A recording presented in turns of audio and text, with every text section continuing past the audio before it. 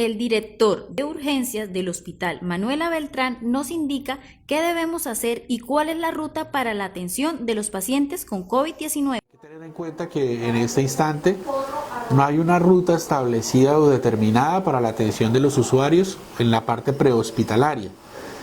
¿Qué debemos tener en cuenta y qué es lo que hemos visto o que hemos tenido con experiencia en este aumento en el número de casos? Primero, que a Dios gracias, como lo dice normalmente los lineamientos, un porcentaje muy alto de pacientes no van a requerir atención hospitalaria, ni siquiera atención prehospitalaria, pero sí van a requerir unas medidas de seguimiento y de identificación de pacientes con la infección, en este caso confirmada o sospechosa por SARS-CoV-2.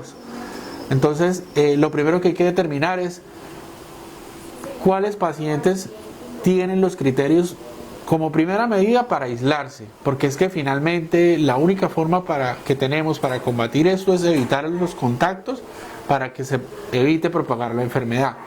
Y lo segundo, notificar a las diferentes entidades responsables de la atención de los pacientes. La primera parte, como primera medida, las EPS, pues las EPS son los responsables de los seguimientos en casa, la atención domiciliaria. Entonces los pacientes de nueva EPS tienen un numeral que es el numeral 961, en donde ellos pueden llamar y reportar. Y todas las EPS en sus páginas y por diferentes medios nos han dicho cuál es el teléfono para yo llamar si tengo síntomas leves o síntomas que puedan requerir una atención en casa. ¿Qué es lo que se quiere? Y desde el principio el mismo lineamiento del ministerio ha sido enfático a evitar salir de las casas. Porque cada vez que yo salgo de la casa me pongo en riesgo y pongo en riesgo a alguien si soy yo el que llevo el virus. Entonces, si yo tengo síntomas, lo primero que debo hacer es aislarme. ¿Y aislarme de quién? No solo del entorno social, hablo de barrio, comunidad, sino también mi entorno familiar. Entonces, tener los cuidados necesarios con el lavado de manos y el uso indiscriminado de tapabocas. O sea, el tapabocas va sí o sí. Si yo tengo síntomas respiratorios, hasta el entorno de mi hogar. Porque puede que yo tenga la infección, pero no necesariamente la persona que convive conmigo puede tener la infección. Y una vez yo identifico que tengo alguno de los síntomas que pueden ser los síntomas principales, la rinorrea, que es la moqueadera, la tos, ya sea con expectoración o no, el carraspeo en la garganta, que es que tú estés haciendo cada rato y te parezca de forma anormal, a veces dolor como tal para pasar saliva, el lagrimeo, congestión nasal, estornudos, hacen parte de los síntomas respiratorios leves y son la mayoría de los pacientes. Tenemos en cuenta que el 80% de los pacientes no nos damos cuenta que tenemos la infección. Solo un 20% hacemos esos síntomas y entonces esos pacientes son los que deben recibir atención en casa, de forma tal que llamen a su EPS les asigne una cita, ya sea vía telefónica, y sobre todo se den pautas en qué momento yo ya dejo de ser un paciente que debo estar aislado en casa y debo recibir una atención intrahospitalaria. Como medida de protección se trata de obviamente evitar los contagios con la gente. El hecho de que yo tome un vehículo particular y lleve un paciente positivo siempre y cuando yo tenga mi tapabocas y mantenga el distanciamiento, yo no voy a tener problemas si soy conductor de ese vehículo, porque mucha gente dice, no, es que yo no lo llevo en taxi porque ¿qué tal qué?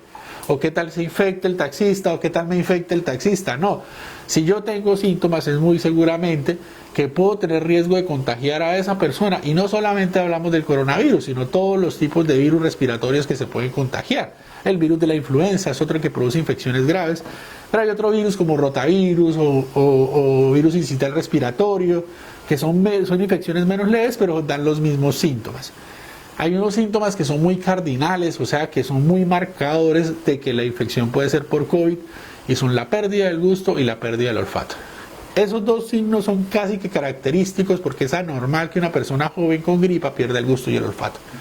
Entonces, persona que tenga síntomas respiratorios leves y que aparezca eso, casi que se hace un diagnóstico muchas veces sin necesidad de hacer una prueba porque realmente es eso. Hay otro grupo de pacientes en que la prueba puede salir negativa, pero tienen unos síntomas muy característicos de la infección y que a veces hay que repetir la prueba a las 48 horas o a veces ni siquiera se les hace prueba, sino les dice usted tiene la infección y haga su aislamiento correspondiente.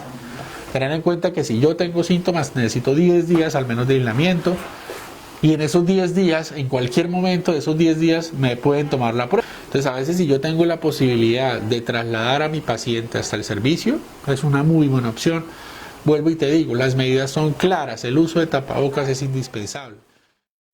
Hablamos también con Dubin Alonso Villamizar, coordinador de comunicaciones de la Defensa Civil del municipio del Socorro, respecto a los traslados de los pacientes con síntomas de COVID-19. Por protocolo, las tripulaciones de las ambulancias deben velar por la atención del paciente sin perjudicar su estado de salud, que ya se encuentra complicado. ¿Esto qué quiere decir? Que desde el inicio de la atención prehospitalaria, desde el año 2017, la Defensa Civil viene cumpliendo con unos protocolos de bioseguridad a la fecha. Una vez inicia la emergencia por la pandemia del COVID-19, se fortalecen estos protocolos y las exigencias son mayores para garantizar la salud de los pacientes que trasladamos. Hemos estado comentándole a la comunidad en diferentes informes los requerimientos que tiene el traslado de la atención prehospitalaria. No es solamente recoger el paciente y entregarlo a los profesionales de la salud en el Hospital Regional Manuela Beltrán. Eso implica todo el cuidado que debemos tener, y posterior a ese traslado debemos hacer unos procesos de desinfección del mismo vehículo y de cambio de dotación de los elementos de protección personal para poder trasladar al paciente que sigue o a la llamada siguiente. Esto implica unos costos que hemos venido solventando a punta de donaciones de personas de buen corazón y a punta de gestión de recursos propios para poder garantizar este servicio durante estos meses de la pandemia. Hemos llegado al momento que no es un momento ajeno solamente para la Defensa Civil, sino para todas las instituciones donde escasean los elementos de protección personal para la prestación de estos servicios.